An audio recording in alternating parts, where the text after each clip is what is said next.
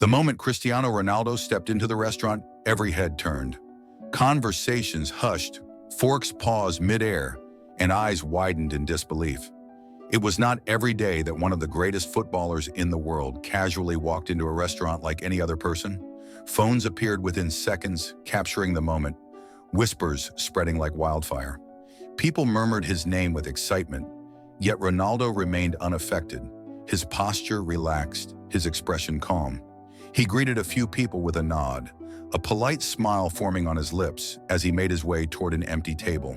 A waiter approached, but something in his demeanor was off. He walked with a sluggish pace, his expression blank, almost irritated. He did not seem to care who had just sat down in his section. Instead of the warm enthusiasm most waiters had when serving a celebrity, he barely made eye contact, his body language exuding disinterest. As he reached the table, he let out a small sigh and placed the menus down carelessly. "Here," he said flatly, barely sparing a glance at Ronaldo. His voice carried no courtesy, no welcome, just an unmistakable air of indifference. Ronaldo reached for the menu, unfazed by the lack of enthusiasm. "Thank you," he said with genuine politeness. But the waiter did not acknowledge it. He stood there with his notepad, tapping the pen against it impatiently, as if this was just another mundane task in his already tiring day. Ronaldo glanced at his friends, sensing their discomfort. He knew they noticed the waiter's attitude, but he chose not to react. Instead, he focused on the menu, running his fingers over the options before looking back up. "What do you recommend?" he asked, keeping his voice pleasant. The waiter raised an eyebrow, a smirk playing at the corner of his lips. "You are asking me?" he said, his tone dripping with sarcasm. "I thought someone like you would only eat fancy, overpriced meals." There was a brief silence at the table. Ronaldo's friends exchanged glances, their patience thinning, but he remained composed. He gave a small nod as if the comment did not bother him. "I like trying different things," he responded simply. The waiter scoffed lightly, shaking his head. "Well, everything here is normal food. Nothing special," he said before scribbling something on his notepad. "I will just get you something. Hope it is good enough." He turned and walked away without waiting for confirmation. Ronaldo watched him go, his expression unreadable. The whispers around the restaurant grew louder, people clearly noticing the way he had been treated. Some looked shocked, others uncomfortable. A young boy sitting at a nearby table stared in confusion, his small hands clutching the edge of his seat as if trying to understand why someone would treat his idol this way. Ronaldo leaned back in his chair, tapping his fingers lightly against the table. He had encountered many things in his life, cheers, criticism, pressure, but open disrespect was rare. And yet he did not react with anger. Instead, he remained patient, waiting for what would happen next. Ronaldo remained seated, his expression unreadable. The chatter in the restaurant had quieted, but the tension in the air was thick. The waiter returned, setting the plate down in front of him with little care, the utensils clinking loudly against the porcelain. He did not say a word, just turned sharply on his heel and walked away. A few nearby diners exchanged glances, their whispers barely audible. The man sitting across from Ronaldo, an old friend, leaned in slightly. "That was odd," he murmured. "He seems to have something against you." Ronaldo lifted his fork, but he did not take a bite. Instead, he placed it back down and turned his gaze toward the waiter, who was now attending to another table with a completely different attitude. Smiling, engaging, respectful. It was clear that his behavior toward Ronaldo was intentional. But why? A restaurant manager approached cautiously, having noticed the awkward energy from afar. "Sir, is everything to your satisfaction?" he asked, his voice a mixture of professionalism and concern. Ronaldo looked up at him, then at the waiter, who was purposefully avoiding his eyes. Instead of complaining, he simply asked, "What is his name?" The manager hesitated, his eyes shifting toward the young man. "That is Daniel," he replied carefully. "Would you like me to have someone else serve your table?" Ronaldo shook his head. "No need," he said. He took a sip of water, his demeanor unshaken. "I just wanted to know." Daniel, overhearing this, stiffened for a moment before briskly walking past.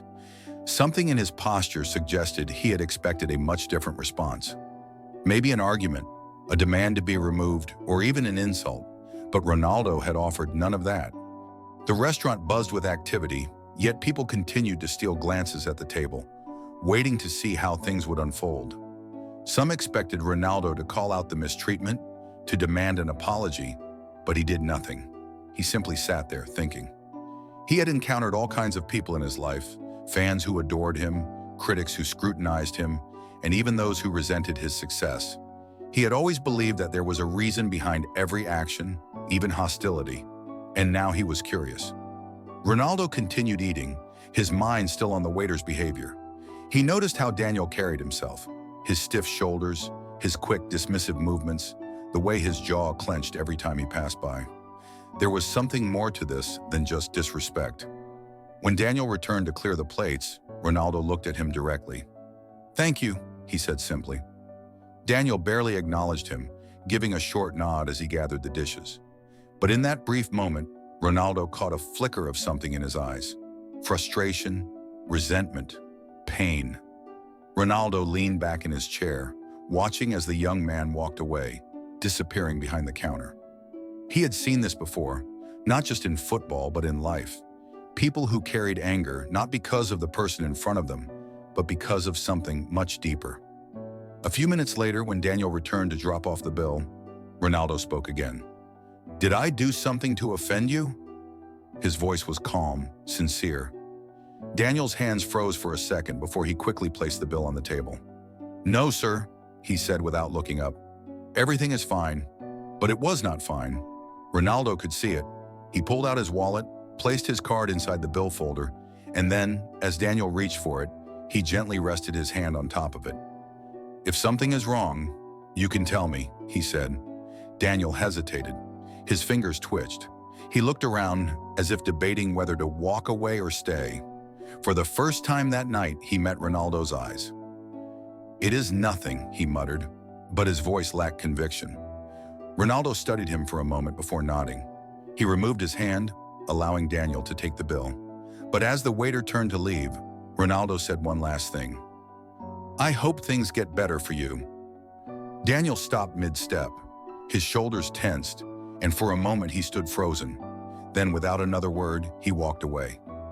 Ronaldo watched him go, knowing that this was not the end of it. Ronaldo sat quietly, watching as Daniel moved behind the counter, his hands trembling slightly as he processed the payment. Something in his posture had shifted. His movements were slower, as if Ronaldo's words had unsettled him. He handed the receipt to another waiter instead of returning to Ronaldo's table himself. Ronaldo understood. Sometimes kindness was harder to accept than indifference. He stood up, adjusting his jacket, and walked toward the exit. As he passed the counter, he stopped. "Daniel," he said softly. The young man stiffened but turned around. His face was guarded, but there was hesitation in his eyes. "I meant what I said," Ronaldo continued. "Whatever it is, I hope things get better." For a moment, Daniel said nothing. Then his lips parted slightly, as if he wanted to speak, but no words came out. His throat moved as he swallowed hard. "Thank you," he finally whispered. It was barely audible, but it carried the weight of something deeper. Ronaldo gave a small nod before stepping out of the restaurant. He did not know what battles Daniel was fighting, but he hoped, in some way, he had made a difference. Daniel stood there watching Ronaldo disappear down the street, his heart pounding in a way he did not expect. The weight of his actions sat heavily on his chest, not out of guilt, but realization. He had judged too quickly, acted out of frustration, and in return, he had been shown kindness. Not just kindness, but patience, understanding. Things he had not received in a long time. That night, as he lay in bed, Daniel replayed the moment over and over. The words Ronaldo had spoken were not just for that night. They carried meaning beyond the walls of the restaurant. Respect was not about status or money. It was about seeing people for who they were, treating them with dignity, no matter who they might be. Days turned into weeks, and something inside Daniel began to shift. He started listening more, reacting less. He learned to look beyond the surface, and in doing so, he saw how much people carried: struggles, burdens, unseen battles. He was no longer just a waiter serving food. He was a person capable of making someone's day better or worse with a single interaction. Sometimes it is not the loudest voices that leave the greatest impact, Sometimes a quiet act of kindness, a moment of patience, can change someone in ways we may never see. The world does not need more power, more arrogance, or more judgment. It needs more understanding. How often do we let our own frustrations blind us to the kindness we can give? Have you ever had a moment where someone's simple act of humanity changed your perspective?